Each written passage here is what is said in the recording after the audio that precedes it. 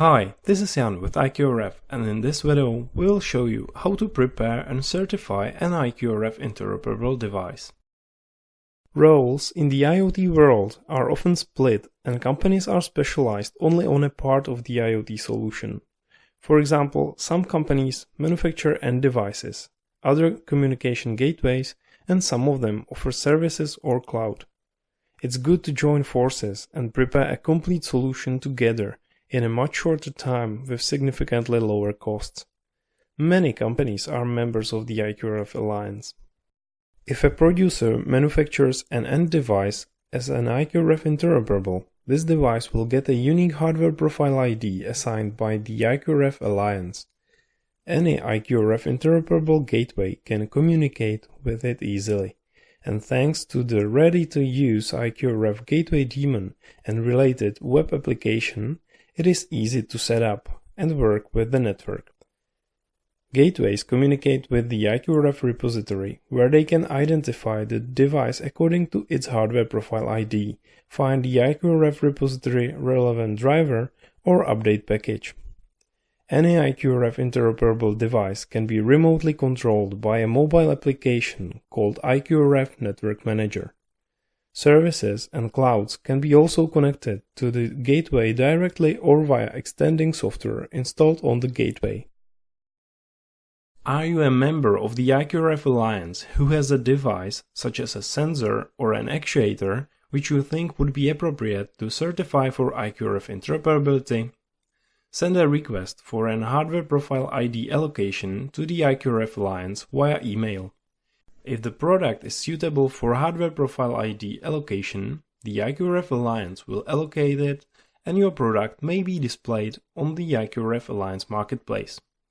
Integrate hardware profile ID into your product and prepare the technical documentation and user guide according to templates. Subsequently, apply for certification, send the technical documentation and user guide, provide the source code of the custom DPA handler and IQRF repository driver if needed, and send one sample of your product to the IQRF Alliance headquarters. You need to pay the certification fee according to the current price list. IQRF Alliance will evaluate whether the product is prepared in accordance to the IQRF interoperability standard and if no further adjustments are needed. And then the product is certified for IQRF interoperability, displayed on the IQRF Alliance website as certified and listed in the IQRF repository.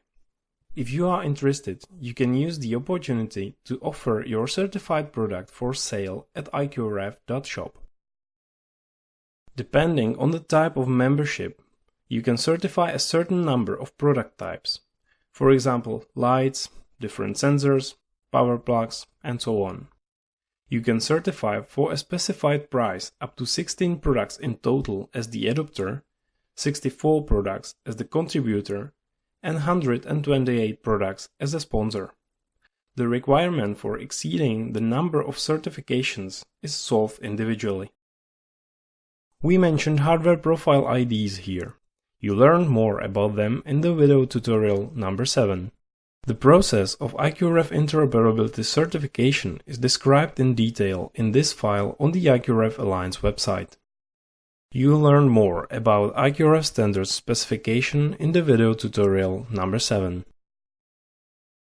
In the first part of this video tutorial, we mentioned you need to prepare the technical documentation and the user guide. You will find templates of these files on the IQRF Alliance website in the IQRF Interoperability section. Write all necessary technical information about your product into the technical documentation.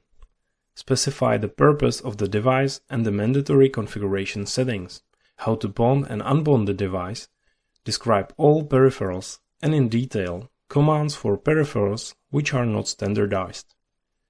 Provide the link for the appropriate IQRF standard manual for standardized peripherals. Describe the fast response commands which are not compliant with IQRF standard.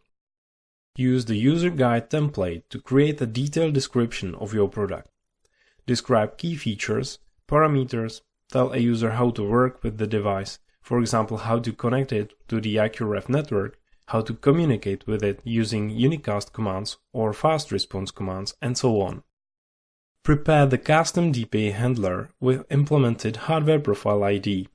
As you learned in the video tutorial number 7, if your device works with quantities that are not standardized, it is possible to translate these quantities in higher layers using an IQRF repository driver to a readable form and work with the data as if they were standardized. If relevant, prepare also this driver. When you have prepared all the necessary documents and you prepared the custom DPA handler and optionally the IQRF repository driver, please send one piece of the product and all documents and files to the IQRF Alliance headquarters. You will be contacted by technicians who will help you with the certification process. Providing a custom DPA handler is not mandatory, but it can be very helpful in solving any possible problem much faster. The source code won't be shared with any third party. After successful certification, your product will be listed as certified in the IQRF Alliance marketplace and in the IQRF repository, so applications, gateways or clouds will be able to communicate with your device without any problems. For the easy beginning of IoT projects, it is necessary to be able to buy product samples. Members of the IQRF Alliance have the opportunity to sell their products through the online store iqrf.shop while complying with the commercial terms and conditions specified in this eShop. If you are not a member of the IQRF Alliance yet, and it makes sense to you to be one, follow the instructions on the IQRF Alliance website to join. There are just 3 simple steps to join the IQRF Alliance. To learn more about the technology, you can browse the IQRF.org or watch other IQRF videos, or find already existing projects on the IQRFalliance.org. Make your products wireless. It's simple.